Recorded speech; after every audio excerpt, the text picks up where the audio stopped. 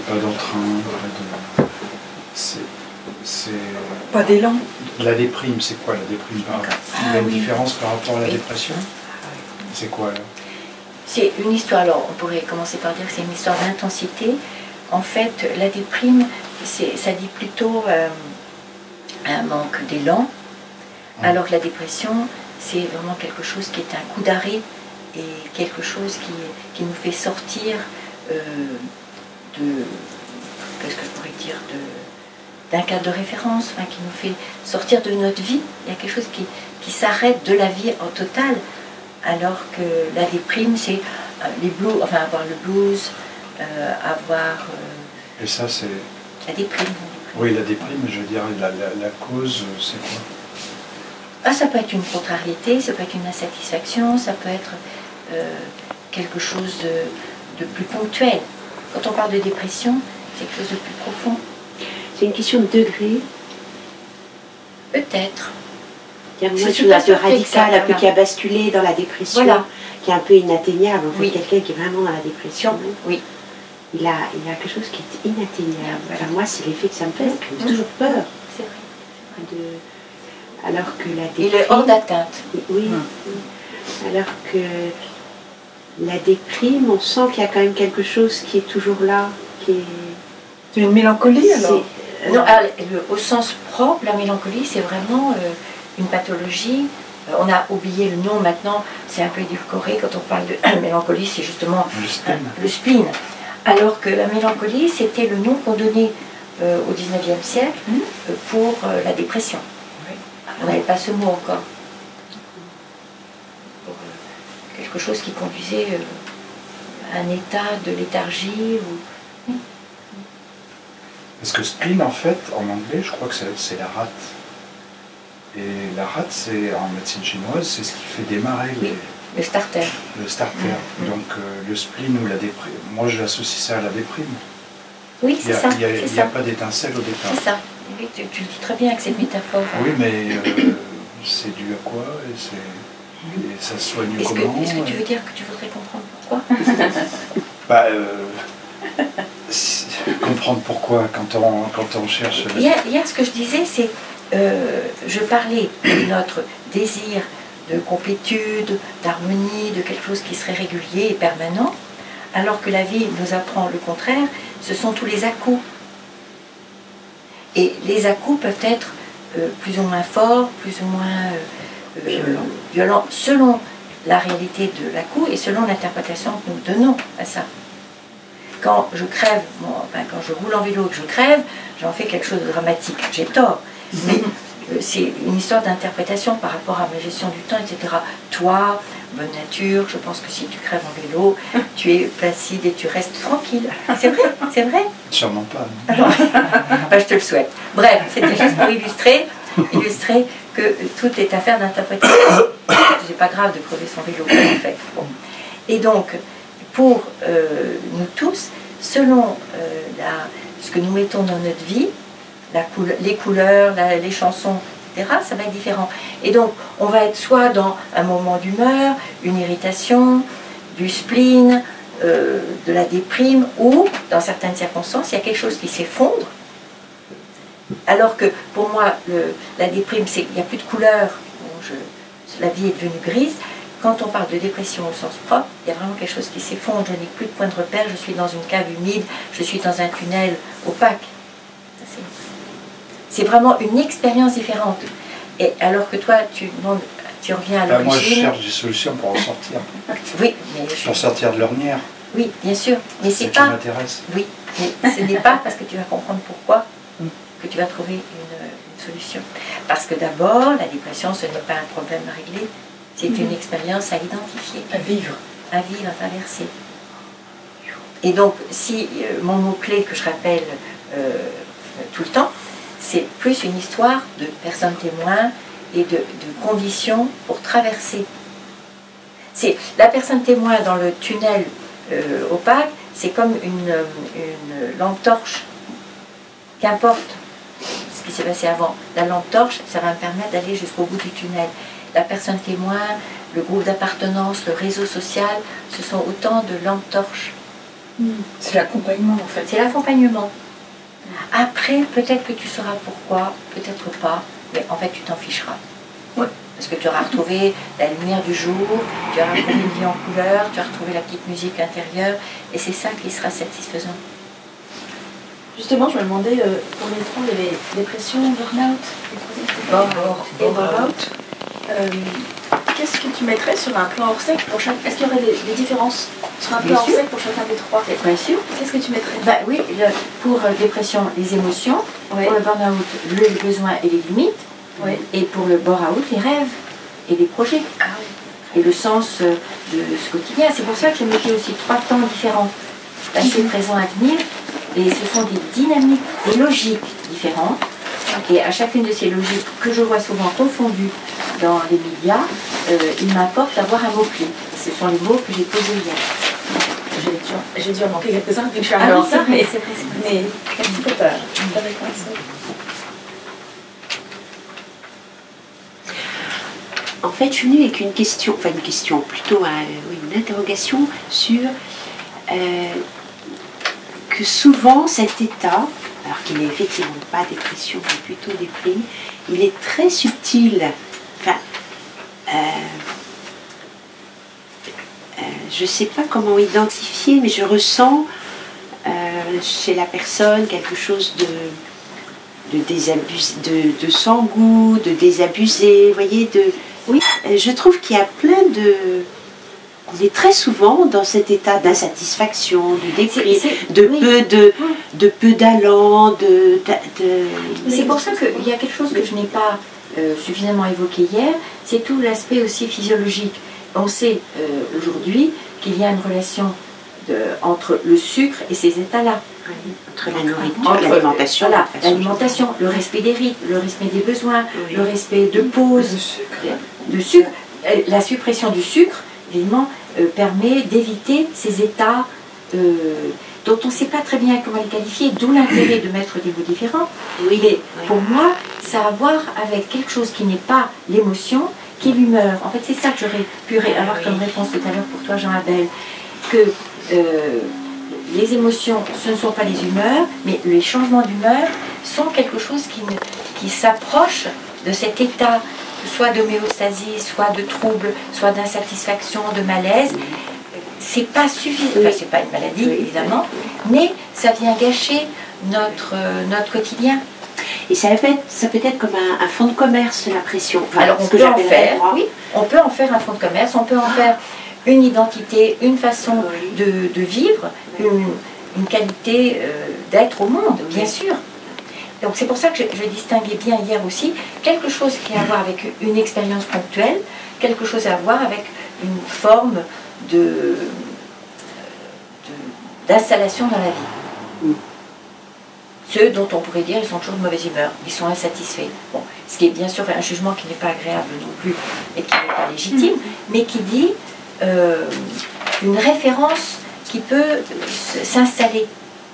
Je trouve que la satisfaction, elle me semble très proche en fait. Non mais ce serait un mot qui serait proche de cet état après, qui bascule, qui est du côté. À part que je vais revenir à la distinction aussi entre quelque chose de ma façon d'être au monde et quelque chose de ma façon de communiquer avec les autres. L'insatisfaction, c'est quand même un racket qui permet d'avoir du pouvoir sur les autres. C'est ça. Alors que l'humeur, ça peut être quelque chose que je vis moi, dont je ne fais pas profiter les autres, j'espère, mais une humeur grise, ce que j'aime bien, en anglais ça marche mieux, le mood.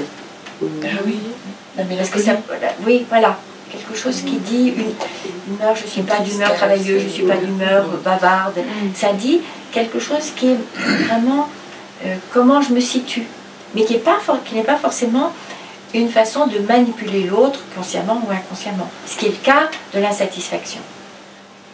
Tu disais pas d'humeur bavarde, au Québec on dit je suis pas parlable. Oui c'est ça, je suis pas parlable, voilà. Et ça dit que... Mood, c'est l'humeur. C'est l'humeur, c'est ça. Mais les Anglais le conjuguent plus facilement. Ouais. J'ai une question, je voulais savoir si dans la dépression, il y avait un arrêt de projet. Parce qu'on a vu que l'arrêt de projet, c'est dans le bore-out, absence de désir. Est-ce que dans la dépression, il y a aussi un arrêt de projet? L'avenir n'existe pas. Ce que j'aime beaucoup, c'est la référence que je fais à un homme qui s'appelle Bruno Jarousson, qui définit la dépression d'une façon que je trouve très très lumineuse et très claire, dont je parle souvent.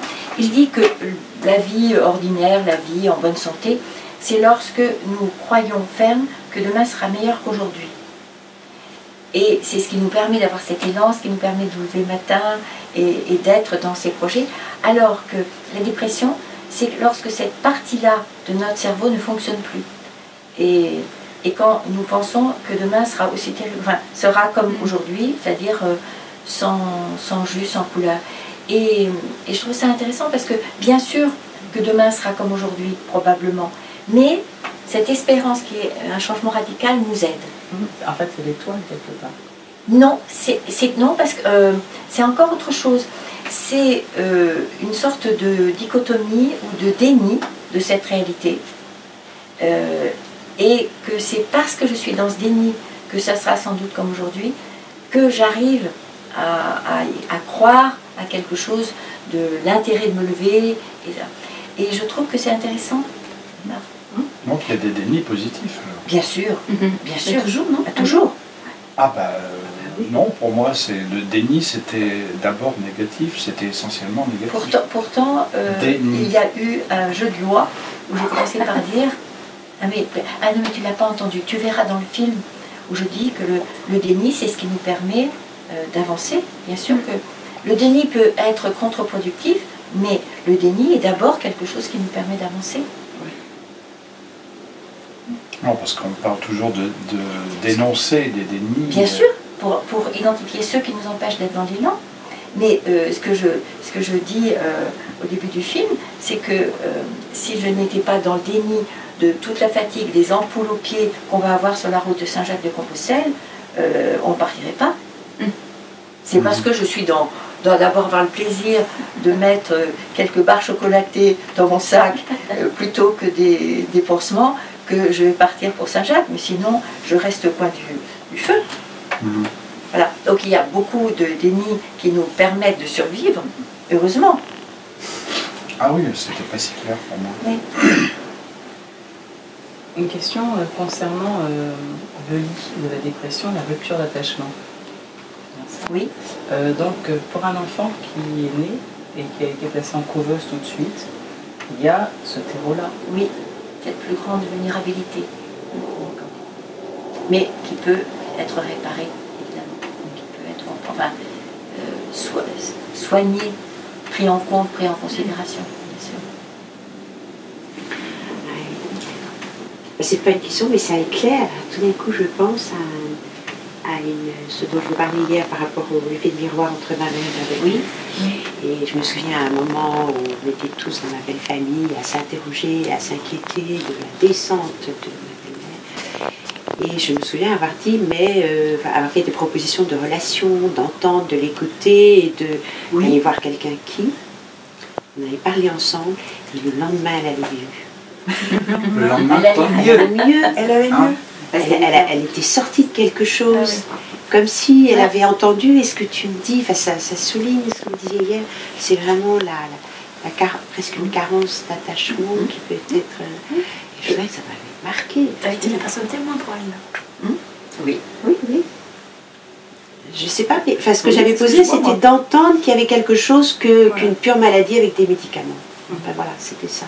Et surtout, une condamnation à la solitude. Oui. Et au mutisme. Oui. Et je crois que ça m'avait troublée parce que, précisément parce que cette personne-là avait été atteinte, elle avait été touchée par quelque chose, par rapport à... Alors, le fait que elle avait été regardée. Oui. Par vous. Prise en compte.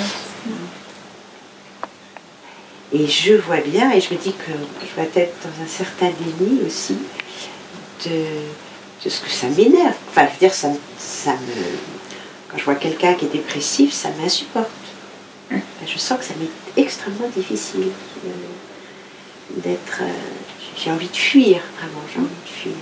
J'ai envie d'avoir des dénis quelque part de moi, de mon côté à voir. Même c'est une façon de se protéger Bah, aussi. c'est aussi un gage de votre bonne santé. Ça. Pas seulement une trace d'une histoire d'enfant, mais aussi quelque chose d'une protection. Oui. Ah oui, alors moi je pensais un peu comme toi. Ben, c'est toujours bien d'accueillir tout le monde tel qu'il est. Idéalement, oui. Idéalement. Bon, Et il y a aussi à reconnaître notre vulnérabilité dans telle et telle situation et à respecter ça aussi. oui. Mais c'est quand même ennuyeux parce qu'à ce moment-là, si on a autour de soi plein de gens dépressifs et qu'on veut les fuir, on se retrouve très isolé, quoi. Bah, heureusement que le monde révèle quelques trésors de personnes qui ne le sont pas. Non, mais si vraiment ça m'insupporte, j'ai aussi à m'interroger sur le jeu de miroir. C'est en quoi est-ce que ces personnes en dépression me renvoient à quelque chose de ma propre, de mon propre trou dans l'âme. Oui, c'est un danger. Bien sûr, le danger que ça représente. Parce que ce qu'on disait hier, c'est que le burn-out et le burn-out étaient contagieux, mais que la dépression ne l'était pas. Oui. Mais quand même dans la dépression, il y a quelque chose qui est, comme tu disais Bénédicte, qui est contacté, qui peut effectivement nous irriter. Il y a quand même quelque chose qui vient. Oui, mais c'est pas ça la contagion. La contagion, c'est faire la même chose que l'autre. C'est le virus apporte la même nuisance. Alors que ce que vous disiez très bien, Bénédicte, c'est que la fonction de la dépression, c'est plutôt de rejeter les autres. Est-ce que c'est. Est-ce que tu disais. Ça a plutôt une. Ça provoque du rejet pour moi. Donc je risque. C'est pas là que tu disais que ça te faisait. Que la personne se nourrissait de ton énergie, que toi tu avais de la colère. Donc En face, toi tu as de la colère. La fonction de la dépression, c'est le rejet. C'est-à-dire que la personne qui est en état de dépression a un comportement inconscient qui fait que les autres se sentent rejetés. D'accord. Pas d'accueil, elle refuse les cadeaux, il n'y a pas. En fait, elle a fermé tous les canaux des langages de l'amour, par exemple. Donc elle ne reçoit pas les cadeaux, ne partage pas les mots, ni les temps privilégiés. Donc c'est quelque chose de plutôt répulsif, dont elle se plaint, elle se sent seule.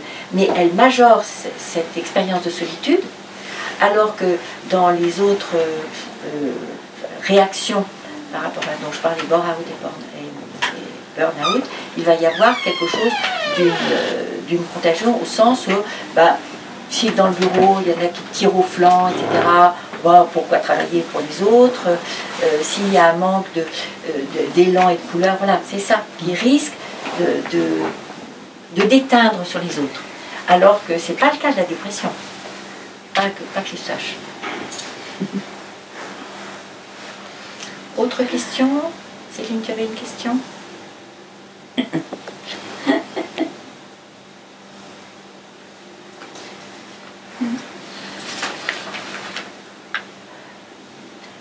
En fait, moi j'ai regardé ta belle-mère, tu l'as donné en lui parlant l'opportunité de se retrouver elle avec son état dépressif, en lui disant qu'elle peut aller voir quelqu'un.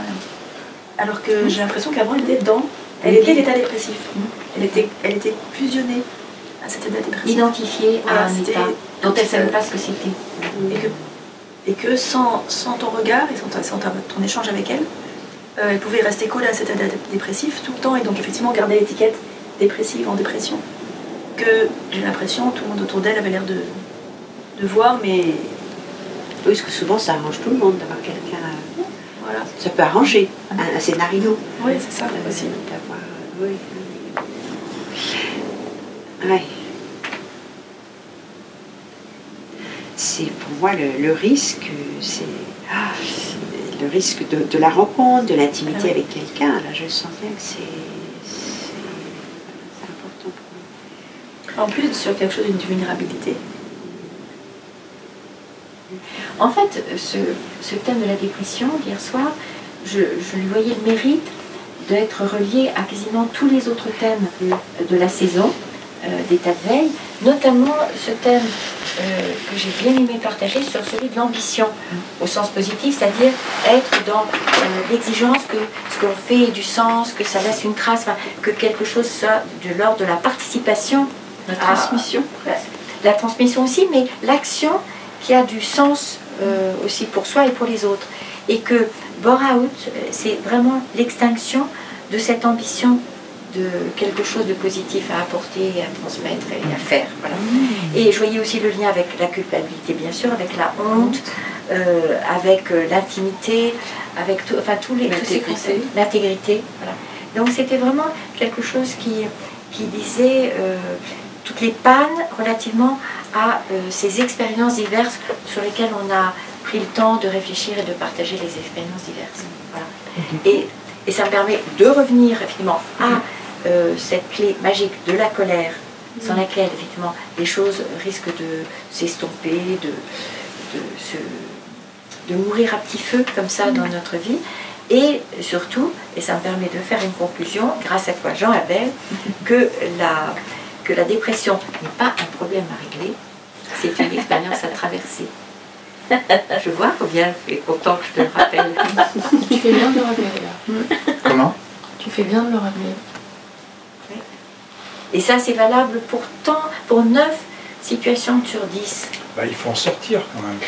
Est-ce que tu me vois nous condamner à y rester? Traverser, ça veut dire qu'on traverse. Après c'est tout. Bah oui, mais il faut avoir des pistes. Bon, tu veux résister Oui, non, mais d'accord. Oui. Non, mais parce que je pense à des gens qui sont dedans depuis des années et qui ne trouvent pas le moyen d'en sortir, quoi. Et puis c'est pas de dire secoue-toi qui... Oh bah c'est le contraire. C'est le contraire même, mais bon. Et pourtant... Eh bien, je trouve que ce qu'on a partagé, ce que j'ai tenté d'extraire de ce travail que j'ai pu faire sur un thème qui me passionne depuis toujours, c'est vraiment, d'abord, c'est une expérience à traverser qui nous renvoie à des expériences archaïques, qui suppose des personnes témoins, qui suppose l'accès à la colère, qui suppose l'accès à d'autres émotions. Tout ça, c'est autre chose que de prendre quelques comprimés roses bonbons. Et c'est autre chose que secoue-toi, et les choses pourraient être pires, et toutes ces choses. C'est-à-dire que ce que je disais en introduction hier, c'est que la dépression, c'est d'abord une expérience qui n'a rien à voir avec ce qu'on nous a dit. Et que déjà sortir de tous ces dénis, sortir de ces croyances, sortir de ce canigourron qui est majoré donc, dans la médecine classique, c'est déjà une étape. Et que quand je dis aussi que une chose qui fait du bien, c'est l'action dans ce cas-là, et sans qu'elle ait du sens au départ, c'est vraiment faire avec, inviter à faire avec, c'est remettre dans le mouvement de la vie. Et je rouspète, mais tant pis, je rouspète et je fais. Il y a quelque chose qui va permettre à la sève de circuler à nouveau. En fait, il faut un starter. Il faut un starter, et il faut surtout la distinction sur laquelle je n'ai pas suffisamment insisté entre désir et besoin. Le moment de déprime ou de dépression, j'ai envie de rien. Et donc la question sur moi, c'est de quoi as-tu envie? De mourir. Je veux envie de mourir. Bon. Et la véritable question qui aide, c'est de quoi as-tu besoin? De bouger, d'être sollicité, d'appartenir, d'exprimer de la colère. Cette colère va donner accès à du chagrin. Voilà quelque chose qui a à voir avec la vie. Ce ne sont pas des solutions, mais ce sont des façons d'être en relation avec quelqu'un qui pour le moment coule, se noie. Et de quoi a besoin celui qui est dans le burn-out? D'avoir de soutien. D'identifier ses besoins, d'avoir des limites et de se souvenir que ses permissions de respecter ses besoins et ses limites ne lui ont pas été données avant, dans son histoire. De retrouver sa vraie place et oui, de dire, voilà. d'avoir le courage de protester. D'oser dire oui, non. Voilà, voilà. Et pour le bore-out, c'est les rêves et l'ambition. Justement, la période du bore-out, ça peut être consécutif à un deuil. Je pense justement à quand on fait le deuil un petit peu de son lien avec ses parents, etc., et de notre possibilité d'enfant, peut-être de les mobiliser. Oui. On peut, hop, basculer dans le bore-out, rien n'a de sens, avant de gagner en nouvelle énergie. Merci à chacun pour votre disponibilité ce matin, et vive la vie. Voilà. Merci beaucoup. Rendez-vous le mois prochain, pour la conclusion de tout.